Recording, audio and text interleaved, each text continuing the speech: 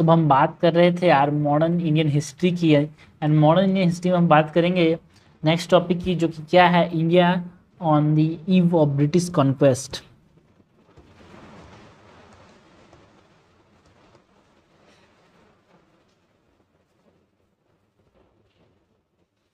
India on the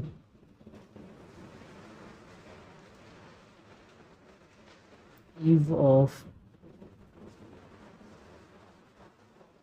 British conquest। So NCERT के अंदर एक इम्पॉर्टेंट टॉपिक है, हम नोट्स देखेंगे यहाँ पे। सबसे पहले तो चैलेंजेस की बात करें जो कि मुगल्स के पास था, अंग्रेजों से जो चैलेंजेस वो फेस करते थे, चैलेंजेस बिफोर दी मुगल्स की बात करते हैं।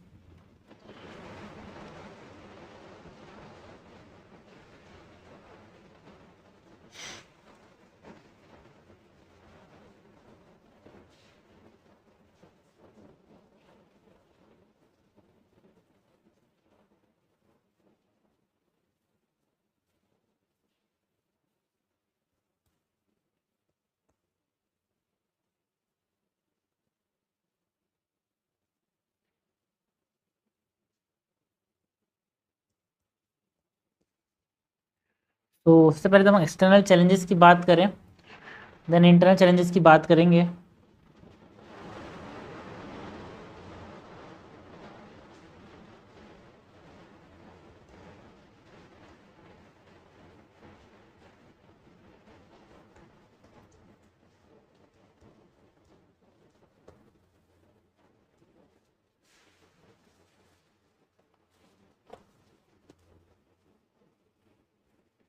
सो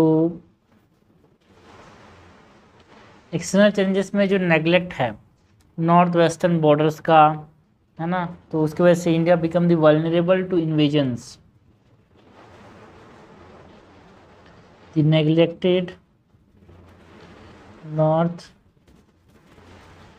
western borders made India vulnerable to invasions। जो नादिर शाह था जिसने कोहिनूर ले गया 1738 से 39 के बीच, इन्होंने अटैक किया इसने, एंड इसने डिफीट किया मुगल्स को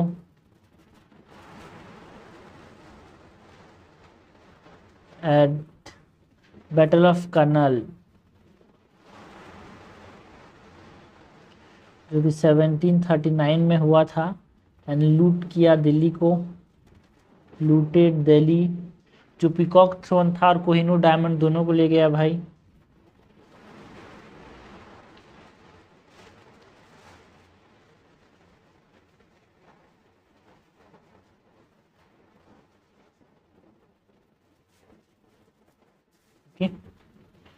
नेक्स्ट हम बात करते हैं अबाउट अहमद शाह अब्दाली।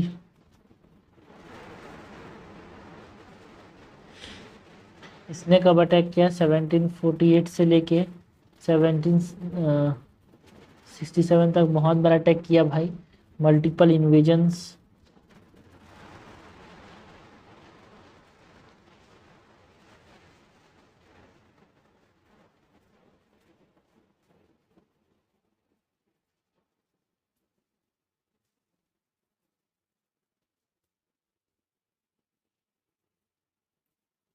पंजाब को ले लिया 1751 टू 52, एंड जो थर्ड बैटल ऑफ पानीपत हुआ था वो अहमद शाह अब्दाली के साथ हुआ था, जिसमें मराठा हार गए। Third battle of Panipat 1761। First battle of Panipat Babur और इब्राहिम लोदी के बीच में हुआ था। सेकेंड बैटल ऑफ पानीपत जो था वो बैरम खान, जो कि एक तरह से अकबर के जनरल थे, उनके बीच और हेमू के बीच में हुआ था भाई। सेकेंड बैटल ऑफ पानीपत 1556 में। फर्स्ट बैटल ऑफ पानीपत जो था वो 1526 में हुआ था। सेकेंड बैटल ऑफ पानीपत 1556 में हुआ था, एंड थर्ड बैटल ऑफ 1561 में हुआ, जहाँ पे मराठा हार गए।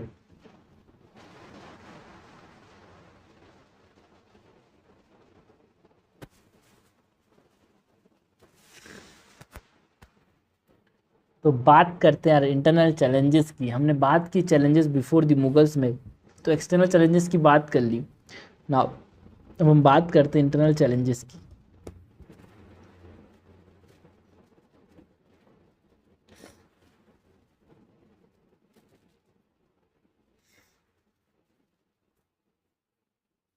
जिसमें वीक रूलर्स जो थे औरंगजेब के बाद, वो एक इम्पॉर्टेंट चैलेंज रहा भाई इनके लिए।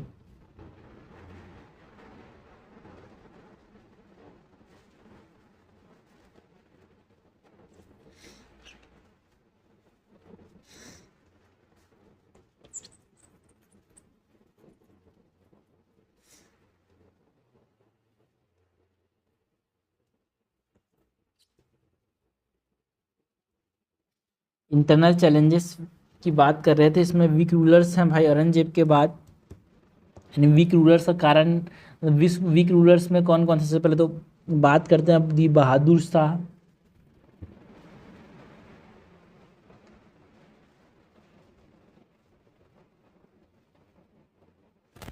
जो बहादुर शाह था, बहादुर शाह वन की बात करते हैं, ये 1707, ये जो डेट है 1707, यहाँ पे औरंगजेब मरा, उससे 1712 तक ये राज किया था, है ना।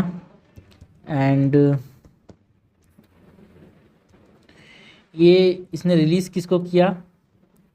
साहू जी को, जो कि मराठा लीडर थे। एंड कन्फर्म किया राजपूत स्टेट्स को, रिलीज्ड साहू जी।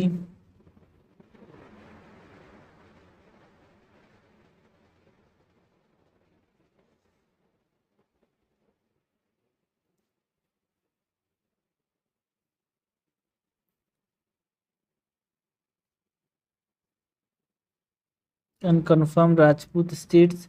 एंड ये सिख लीडर ना बंदा बहादुर के साथ भी लड़ा था भाई। फाउट सिख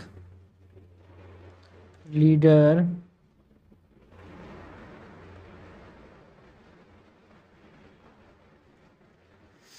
बंदा बहादुर। नेक्स्ट रूलर जो था वो था जहानदार शाह।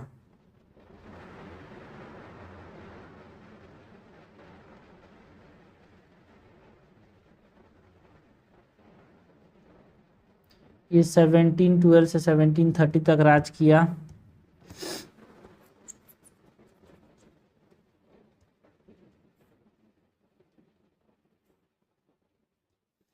एंड एक तरह से ये पैपेट था भाई जुल्फिकार खान का, जिसने इंट्रोड्यूस किया इजारा सिस्टम। एंड इसने ऑल्सो एबोलिश कर दिया जजिया को, दैट इज जो नॉन मुस्लिम जो पे करते थे वो टैक्स को एबोलिश कर दिया। Puppet of Zulfikar Khan and introduce ijara system. Ijara system as means मतलब एक तरह से पार्ट ऑफ फोर्स लेबर था भाई, है ना। And he abolished jizya. Next जो रूलर था उसकी हम बात करेंगे, वो क्या था? फर्रुखशियार।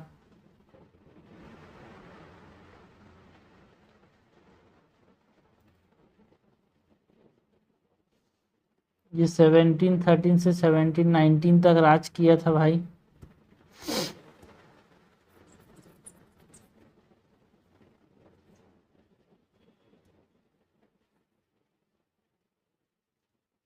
एंड इन्होंने जो सैयद ब्रदर्स थे उसको कंट्रोल किया, कंट्रोल बाय, इसको जो फर्रुखशियार नाम का था भाई, इसको सैयद ब्रदर्स कंट्रोल करते थे।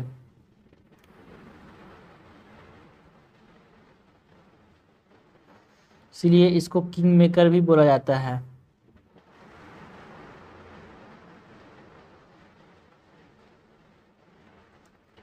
एंड 1717 के अंदर फरमान जारी किया टू द ब्रिटिश, है ना, मेजर ट्रेड प्रिविलेज मिला, कौन किसने दिया? फर्रुखशियार ने।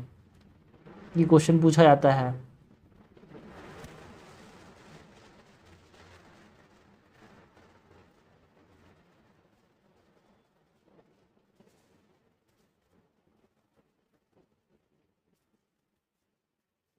And dethroned and killed by, जो सईद ब्रदर्स इसको कंट्रोल करते थे, इन्होंने इसको हटा दिया राजगद्दी से और इसको मार भी दिया, फर्रुखशियार को। नेक्स्ट जो रूलर था वो है मोहम्मद शाह रंगीला। ये रंगीला मिजाज का था भाई। इसने सईद ब्रदर्स को मार दिया विद द हेल्प ऑफ निज़ाम उल मुल्क।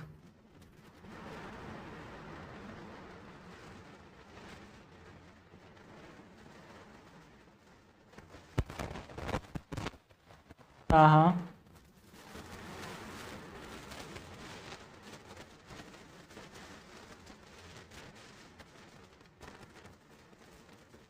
ये 1719 से 1748 तक बहुत समय तक राज किया भाई।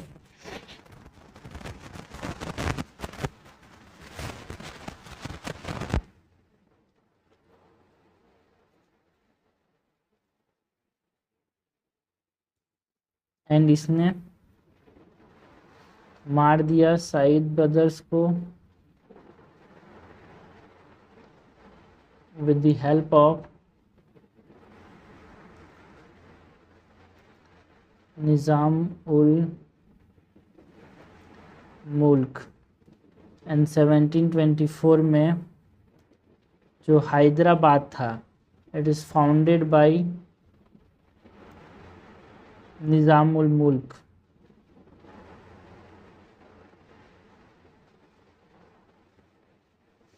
एंड 1739 नादिर शाह का इन्वेजन किए और इसको लूट लिया भाई, सब चीज़ को।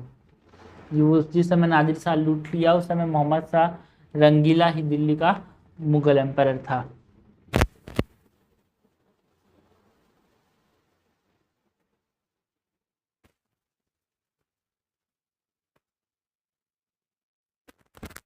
ओके, नेक्स्ट जो रूलर था उसकी हम बात करें तो वो आलमगीर टू है भाई। आलमगीर जो है वो किसको? औरंगजेब को ही बोलते थे। ये 1754 से 59 तक राज किया था भाई।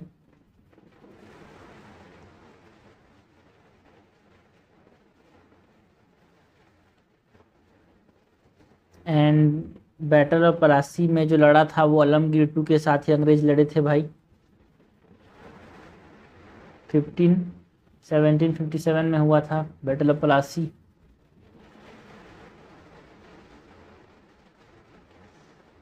उसके बाद मुगल पावर एक तरह से वीक हो गया था एंड उसको मार दिया गया कोर्ट के एक टिंग्यूस ने।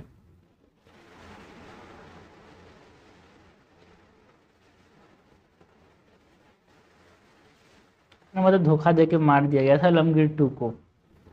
नेक्स्ट अगर हम रूलर की बात करें तो हम बात करते हैं शाह आलम टू की।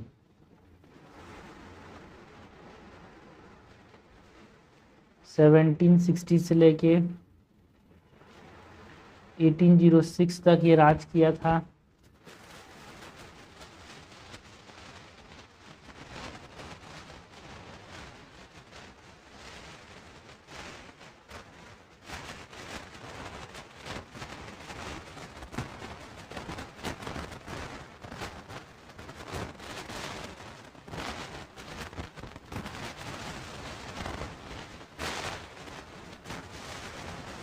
जो शाह आलम टू है ना, जो थर्ड बैटल ऑफ पानीपत था जो कि 1761 में हुआ था, उसने लड़ा था।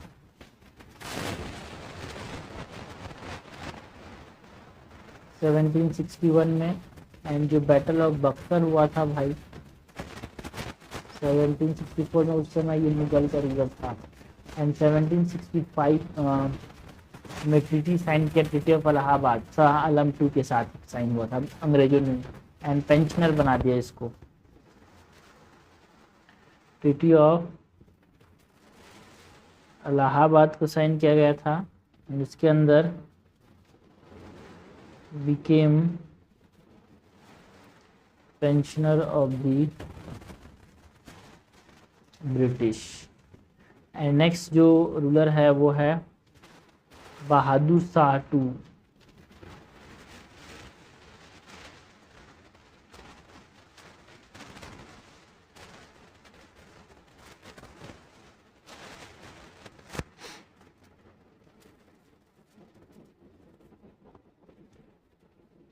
ये जो बहादुर शाह टू था वो 1837 से 1857 तक राज किया भाई। और जो बहादुर शाह टू था वही था यहाँ पे हमारे पास at the time of revolt of 1857। यानी जो बहादुर शाह टू था 1857 के रिवॉल्ट जो था वो डिक्लेयर किसने किया था? इसी ने, बहादुर शाह टू ने।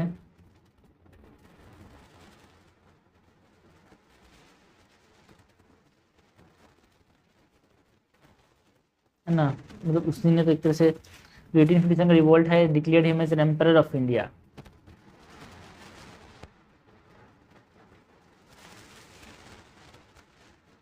एंड कैप्चर किया इनको और इसको रंगून भेज दिया गया, जो आज का बर्मा है वहाँ पे। और वहाँ पे जाके डेड वहीं पे मर गए भाई इन 1862। एंड इससे तो एक तरह से मुगल एम्परर का एंड हुआ। एंड उसके बाद क्वीन विक्टोरिया का जो डिक्लेरेशन था उससे यहाँ पे इंग्लिश रूल आ गया भाई। End of Mughal empire in 1 November 1858 by Queen Victoria's declaration। Okay, ये हमने बात की रिगार्डिंग व्हाट, हमने बात की इंटरनल चैलेंजेस जिसमें वीक रूलर्स थे भाई औरंगजेब, ठीक है। हमने बात की बहादुर शाह वन की, जहानदार शाह की, फर्रुखशियार की, है ना, मोहम्मद शाह रंगीला की, आलमगीर टू की, शाह आलम टू की, बहादुर शाह की। ये सब एक्सटर्नल इंटरनल चैलेंजेस की हमने बात की भाई,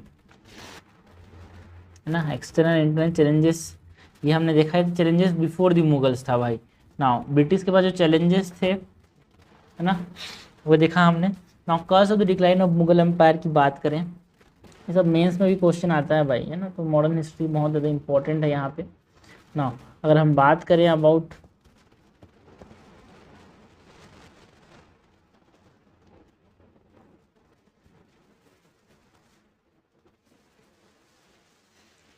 causes of decline of the Mughal Empire,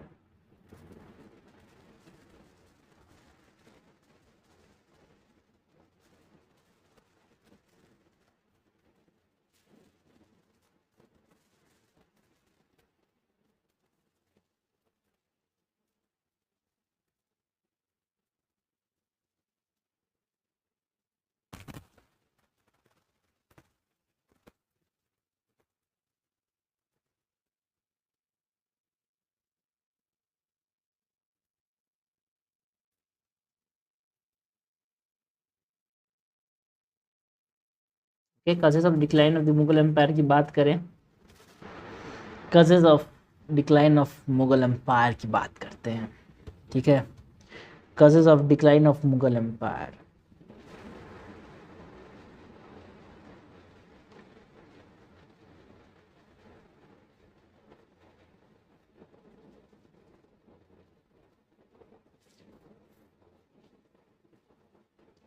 causes of decline में पहले cause की बात करें तो वीक रूलर्स जो थे वो थे भाई। पहले तो वीक रूलर्स हमने देखे, week rulers after Aurangzeb,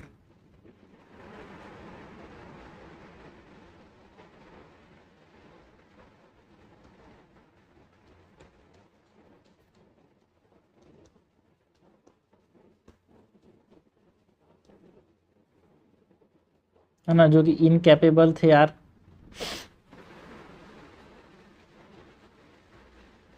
incapable successors led to the empire's disintegration.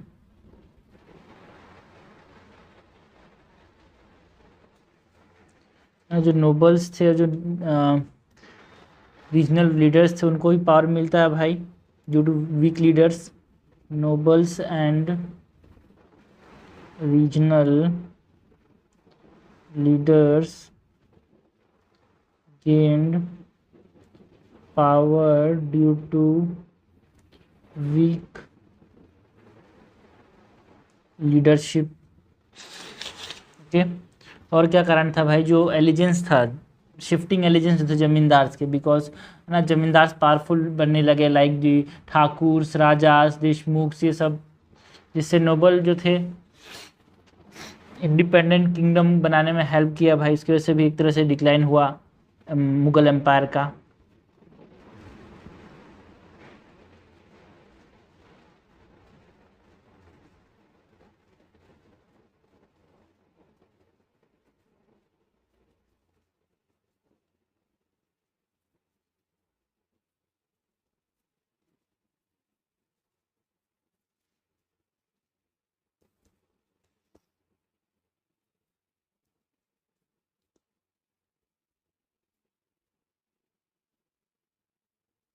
जमींदार जिसमें हम बात कर सकते हैं वो the rajas, Thakur, Deshmukh etcetera, they become powerful. Also ये इनको हेल्प किया नोबल्स को to carve out independent kingdoms, ये जो जमींदार थे।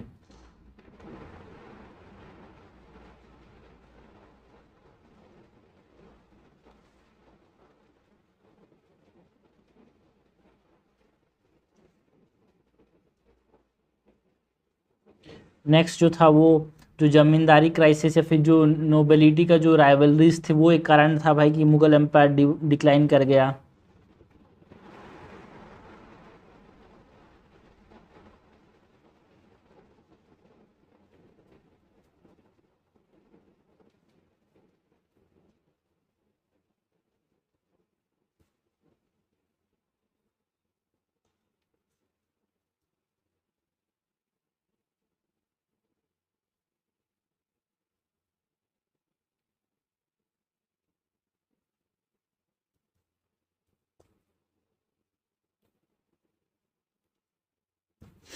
ओके,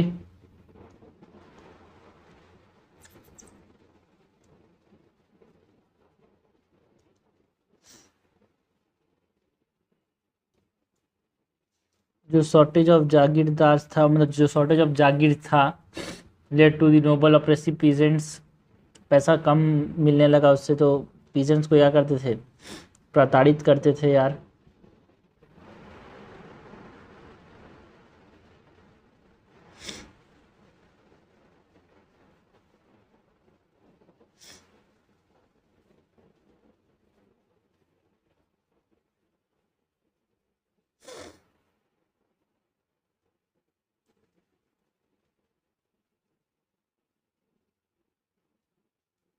एंड जो राइवलरीज था अमंग राजपूत, अफगान्स, तुरानीज या फिर इंडियन मुस्लिम्स, उससे एम्पायर वीक हो गया था।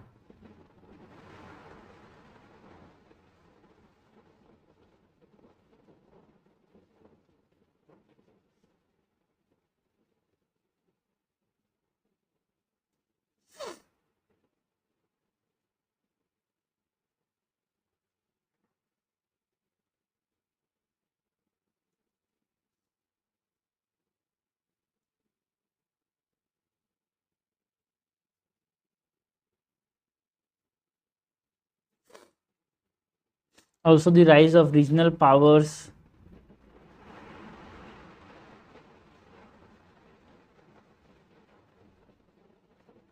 ये भी एक कारण है भाई कि जो अफगान रूलर्स थे वो वीक हो गए। लाइक हम बात कर सकते हैं रीजनल पावर्स में जाट्स की, सिख्स की, राजपूत की एंड मराठास।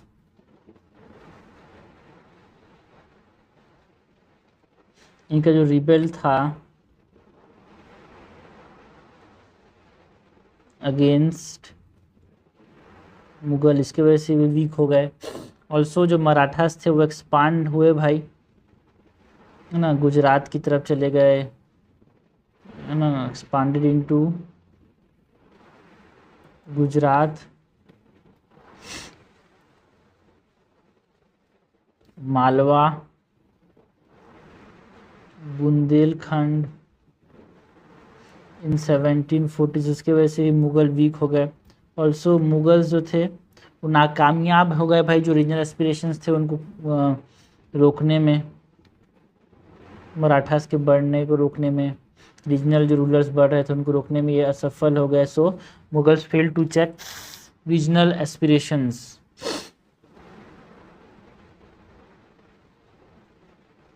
ओके, और क्या कारण था भाई, जो इकोनॉमिक एंड एडमिनिस्ट्रेटिव प्रॉब्लम्स थे उसके वजह से भी यहाँ पे मुग़ल जो थे वो डिक्लाइन कर गए।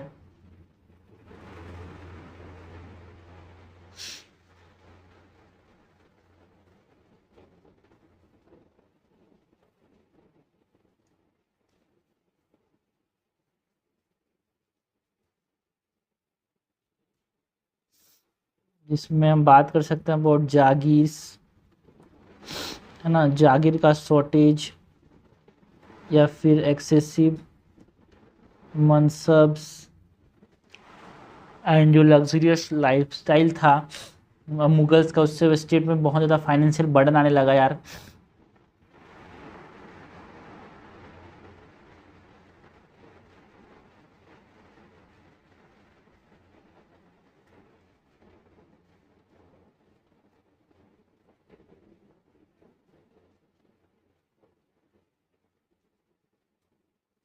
जो वॉर्स थे, है ना, लड़ाई जो लड़ते थे, या फिर लैक ऑफ टेक्नोलॉजिकल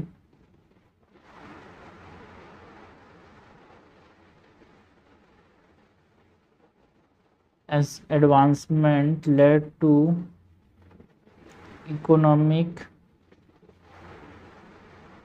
stagnation।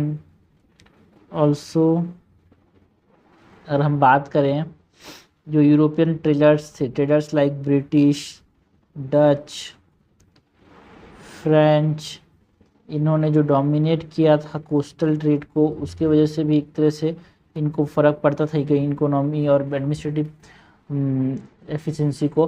तो ये भी यहाँ पे कारण था कि ये डिक्लाइन कर गए भाई। और क्या कारण है भाई, हम बात कर सकते हैं about the external invasions.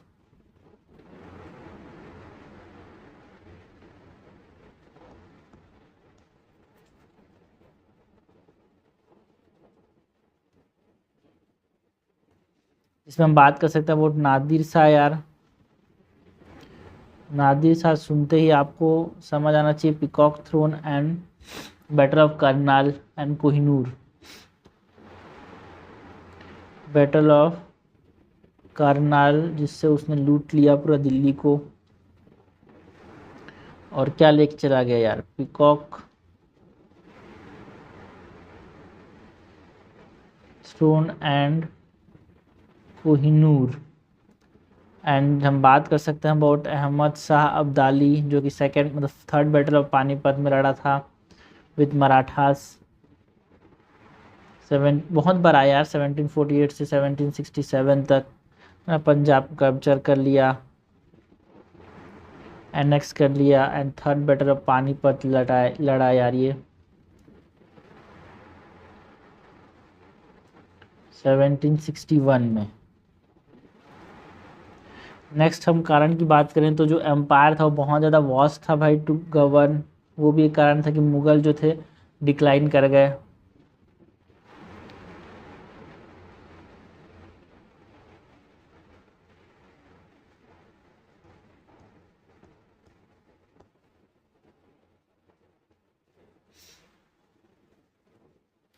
Because हमारे पास एक सेंट्रलाइज रूल इनएफिशिएंट, बहुत बड़ा जब होता है ना तो सेंट्रलाइज रूल इनएफिशिएंट हो जाता है, तो हमारे पास एक डिसेंट्रलाइज सिस्टम होना चाहिए, है ना। Centralize rule become inefficient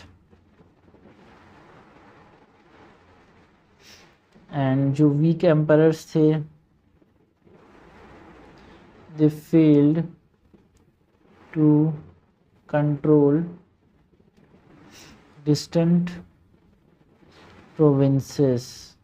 okay, ये सब कारण रहा भाई डिक्लाइन ऑफ मुगल्स का। ओके, सबसे पहले तो इनकैपेबल सक्सेसर्स की बात कर सकते हैं हम बात कर सकते हैं वो जमींदार से यार,